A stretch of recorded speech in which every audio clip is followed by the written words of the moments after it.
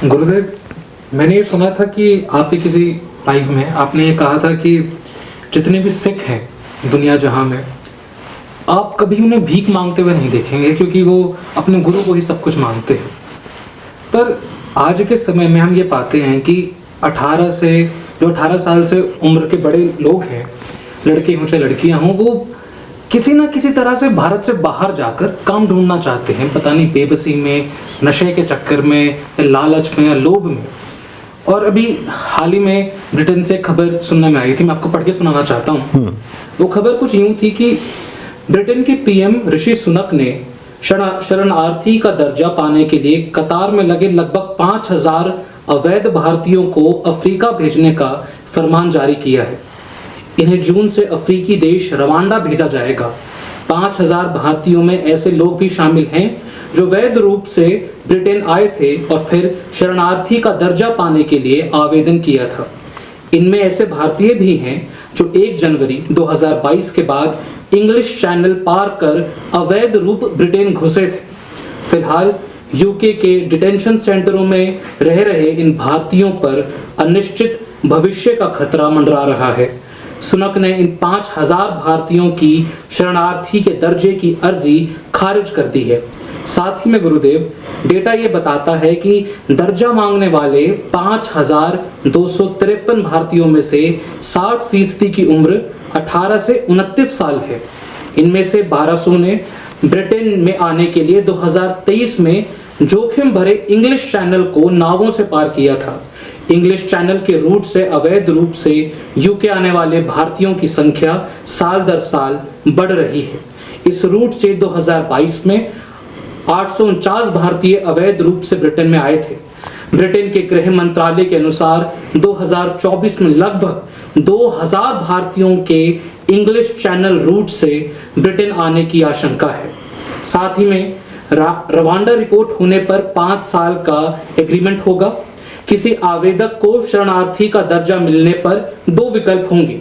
पहला, आगे की जिंदगी रवांडा में ही गुजारना। दूसरा, किसी भी दूसरे देश में शरण मांगनी पड़ेगी। सुनक ने स्पष्ट किया है कि किसी भी सूरत में कोई भी शरणार्थी को ब्रिटेन वापस नहीं आने दिया जाएगा। साथ ही में रिफ्यूजी काउंसिल के चीफ एग्जीक्यूटिव एनिवर सोलोमन ने दैनिक भास्कर से बातचीत में कहा कि हम इंसान हैं, हमारे साथ जानवर जैसा बर्ताव नहीं होना चाहिए। तो गुरुदेव, हम ये देखते हैं कि ये जो चलन चला है, किसी ना किसी प्रकार डंकी मार के हम मेक्सिको चले जाएं, हम कनाडा चले जाएं, हम इंग्लिश यूके चले जाएं, आखिर आपका क्या विचार है? और जैसा कि उनके एग्जीक्यूटिव ने कहा कि जानवरों जैसा बर्ताव होना नहीं चाहिए, आपका क्या कहना है इस बारे में? देखिए, ठीक है, लेकिन गए तो आप जानवरों की तरह ही हैं। आप अगर डंकी बन के प्रवेश पा रहे हैं, आप अगर मतलब जिस तरह से उसको चैनल को पार करते हैं, ये एक चीज़, इसमें बहुत सारे एस्पेक्ट्स हैं। मैंने वो सारा देखा है, वो इंग्लिश चैनल भी देखा है, वो बल्कि बड़ा अद्भुत अनुभव है उसका। कभी उस पर बात करेंगे हम कि कार चढ़ती है बस में, बोगी में, और बोगी चढ़ती है ट्रेन में, और ट्रेन चढ़ती है एक शिप में, और शिप चढ़ता है पनडुब्बी में, और पनडुब्बी चलती है किसी और तरह से, और पूरी यात्रा का मजा आप लेते हैं। वो अपने आप में एक अद्भुत अनुभव है। और वो इतने एक्सपर्ट्स हैं कि वो फिर वहाँ से, जब हम ब्रिटेन से यूके चैनल उसको पार करके, उसकी बॉर्डर को पार करके हम सबसे पहले फ्रांस में प्रविष्ट हो रहे होते हैं या स्विस में प्रविष्ट हो रहे होते हैं। जिस तरफ से जा रहे पहले फ्रांस से आता है। तो वहाँ वो इंग्लिश चैनल एक जगह है बीच में जहाँ सीमाएं मिलती हैं यूरोप की और यूके की। तो यूरोपियन कंट्री में जाने के लिए, तो यूरोपियन कंट्री में कुछ सुविधाएं, कुछ लिबर्टीज़ हैं। तो कुछ लोग यूरोपियन कंट्री में घुस जाते हैं, चेक रिपब्लिक है या छोटे देश है, इस तरह के देशों में जा कर के वहाँ से फिर वहाँ से भी जाते हैं, फिर इंग्लिश चैनल पार करके ब्रिटेन में जाने की कोशिश करते हैं। तो इस तरह के किसी भी उन्माद में फंसने की आवश्यकता नहीं है। विदेश में वही व्यक्ति सुखी है, ध्यान से सुनिएगा मेरी बात, वो पेरेंट्स भी और वो लोग भी जो जाने के लिए पगलाए फिर रहे हैं। पहली बात तो सारी दुनिया में कुछ है, भारत में सब कुछ है, ये दिमाग में अपने रखिएगा। आज की तारीख में इस समय भी आप यहाँ लू का मज़ा भी ले सकते हैं और बर्फ़बारी का। ओली जाइए, बर्फ़ गिर रही है, चेन्नई जाइए, लू चल रही है, कहीं और चले जाइए, बाढ़ आ रही होगी, किसी और जगह होंगे कुछ और हो रहा होगा। ये अकेला देश है, बाकी किसी देश में ऐसा नहीं होता।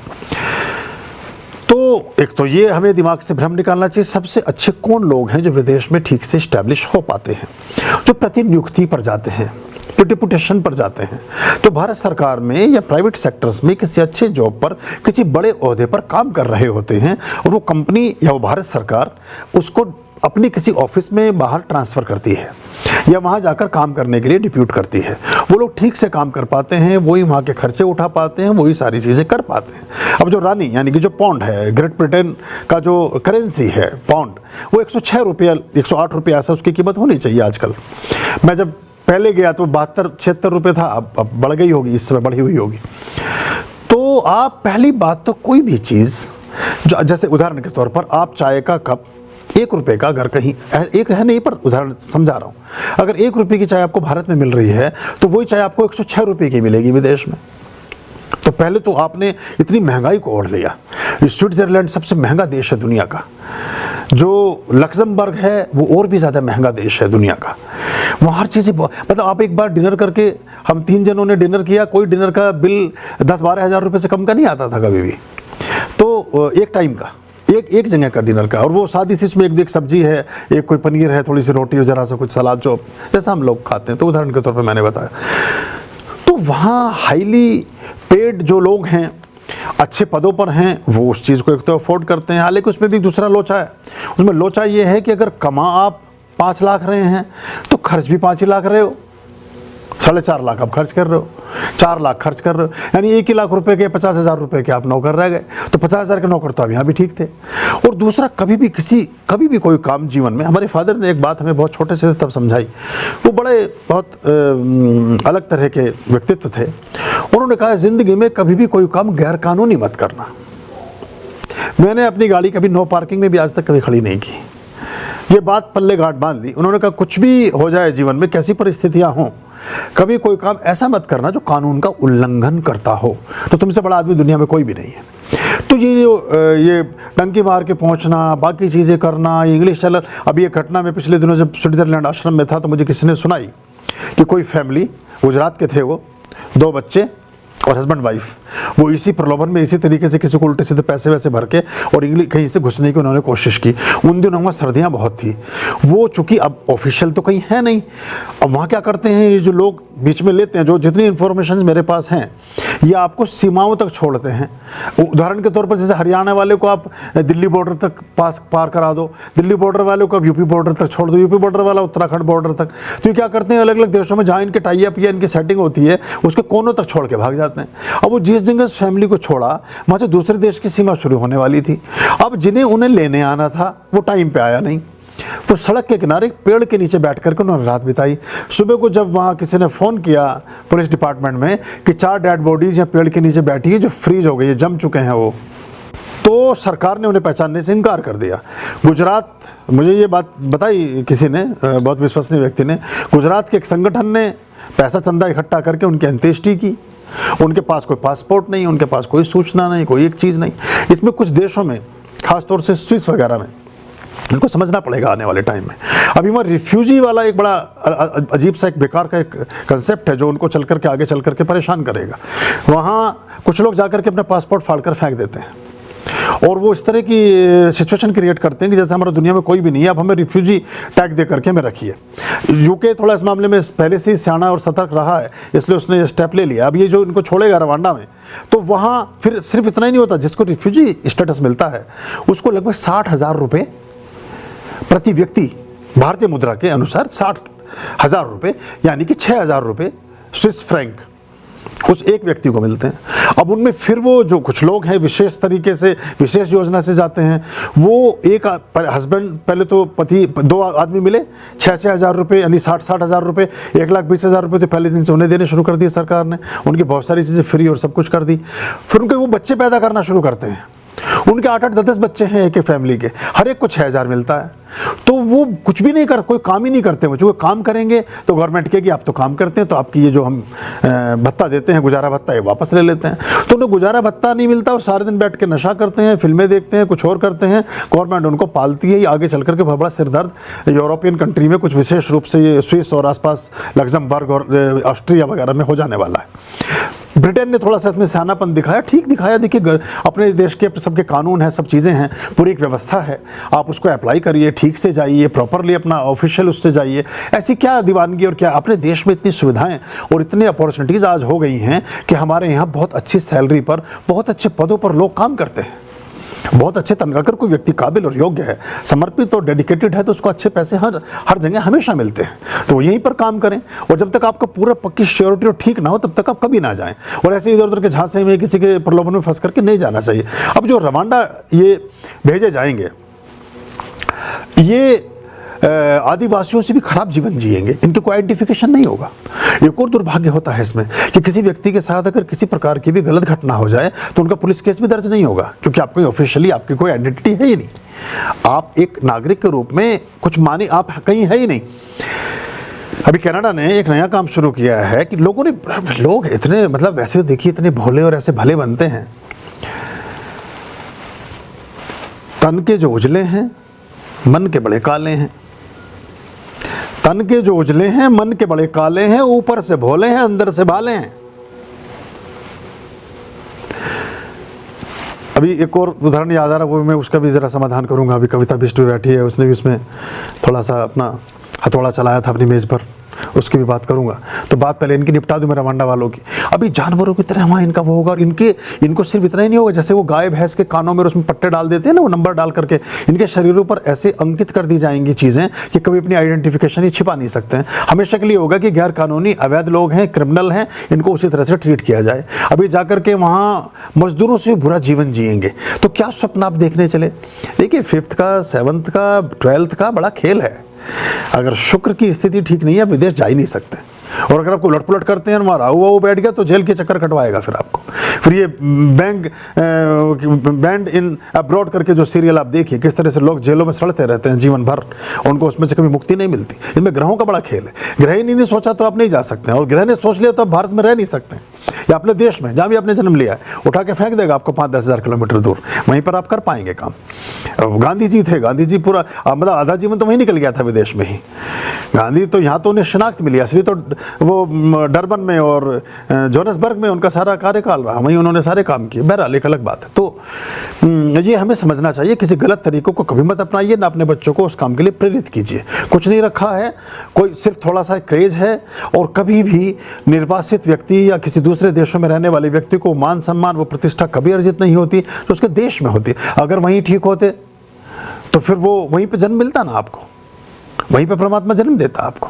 हाँ, घूमिए फिरिए, पूरी दुनिया देखिए, हर जगह जाइए, लेकिन गलत रास्तों से, गलत मार्गों से कभी प्रविष्ट होने की कोशिश किसी भी व्यक्ति को कभी भी नहीं करनी चाहिए। मैं मिडिल ईस्ट में गया, एक बार गए, मुझे एक मौका मिला उसमें जाने का। वहाँ एक व्यक्ति पेट्रोल पंप के पे सो रहा था अखबार ओढ़ करके। उसने कहा जी हम बस मर नहीं सकते हैं, लेकिन हम जिंदा भी नहीं हैं। हमें जो पैसा मिलता है उस पैसे से हम बामुश्किल ब्रेड खा करके, सुबह ब्रेड बंटवाता है कोई, वहाँ का एक शेख था, वो ब्रेड का ट्रक आता है, उससे ब्रेड हम पकड़ लेते हैं और चाय में ब्रेड डुबा डुबा के खाते रहते हैं। जब हम भारत पहुँचते हैं तो चश्मे पे भी टैग लगा के लटका हुआ, वो गोविंदा स्टाइल का चश्मा पहन के पहुँचेंगे, नई बेल्ट, नया वो, और लोगों की सिफारिशें, लोगों की फरमाइशें, उसको पूरा हम कर रहे हैं। मुस्लिम समुदाय से लड़का था वो, उसने बहुत दुख भरी कहानियाँ मुझे बताई। जिन बेटियों के विवाह बाहर हो गए हैं वो एक अलग कहानियाँ हैं। कभी मुझे याद दिलाना, कल लाइव में, परसों लाइव में मुझसे सवाल पूछ लेना, आपको बताऊंगा कि वह सत्यताएं क्या हैं। बड़ी अद्भुत और बड़ी ख़राब स्थितियां हैं मैक्सिमम लेवल पर। तो ये आप इस बात को थोड़ा सा ख्याल में ले लें तो अच्छा रहेगा। तो उसने मुझे बताया कि हम गांव में जाते हैं तो बहुत खुशी से जाते हैं, क्योंकि अगर हम अपनी वास्तविकता अपने माँ बाप को बता दें तो वो तो हार्ट अटैक आकर के मर जाएंगे। लेकिन हम यहाँ जानवरों से बुरा जीवन जी रहे हैं। हमारे पासपोर्ट जब्त हैं, 3-4-5 साल तक हमें पासपोर्ट नहीं मिल सकता। हम खाना ठीक से इसलिए नहीं खा सकते कि अगर खाना ही खा लेंगे तो पैसे कुछ नहीं बचेंगे, और पैसे कुछ नहीं बचेंगे तो जब 2 साल बाद, 3 साल बाद छुट्टी पर घर जाएंगे तो घर वालों के लिए क्या लेकर जाएंगे। मतलब एक अजीब अजीब अजीब अजीब कहानियाँ हैं विदेशों की। तो वो बहुत, इसलिए परदेश को पहले अच्छा नहीं माना जाता था, परदेश को सज़ा मानते थे, क्योंकि आदमी अगर परदेश चला गया तो वो सज़ा काट रहा है, उसको मतलब उसके ग्रह ठीक नहीं है। तो अपने देश में सब कुछ है काबिल लोगों के लिए, पूरी दुनिया में वो जहाँ हैं वहीं संभावनाएं, अपार संभावनाएं हैं, और नाकाबिल आदमी के लिए कहीं संभावना नहीं है। सड़े हुए फल को तो फल भी बाहर कर देते हैं, एक बात। और दूसरी बात ये कि बहुत अगर पका हुआ फल अपना स्थान ना छोड़े, यानी कि जो काबिल व्यक्ति है वो अपनी कीमत की तरफ ना चले, तो उसकी वैसे वैल्यू समाप्त हो जाती है। तो हमें अपने देश में इतनी अपार संभावनाएं, इतनी अपार चीज़ें और बहुत कुछ है, तो उसके लिए पागल बन के दौड़ने की ज़रूरत नहीं है। हाँ, कोई आपको अच्छा, अब हमारे एक शिष्य है, उनके बेटे को बहुत अच्छा डेपुटेशन मिला है यूके में, तो वो बहुत खुशी की बात है। ऐसे बहुत लोग हैं जो अच्छे पदों पर जाते हैं, यहीं से नियुक्ति पाकर जाते हैं, तो उनका लगभग 1.25 करोड़ रुपए का सालाना पैकेज है, 10-12 लाख रुपए महीने की तनख्वाह पर वो जा रहे हैं। तो जैसे यहाँ IAS IPS होते हैं, उस तरह के लेवल के रैंक पर उनको एक नियुक्ति मिली है, वो अच्छी बात है। अब यहाँ अपनी परफॉर्मेंस दिखाएं और जाएं, तो ये एक बड़ा मुश्किल है। और जो A में पास है वो जेड में भी पास होगा, जो ABC में फेल है वो XYZ में भी फेल ही होगा।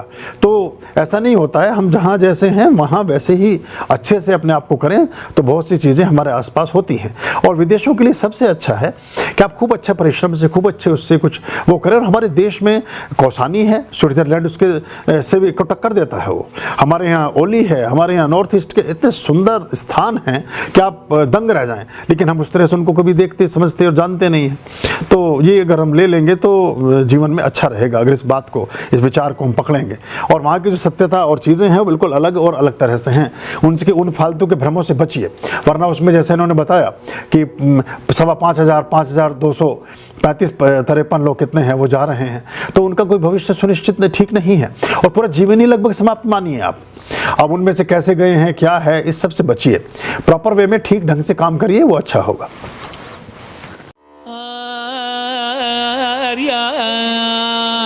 अभयम भज रे चित संततम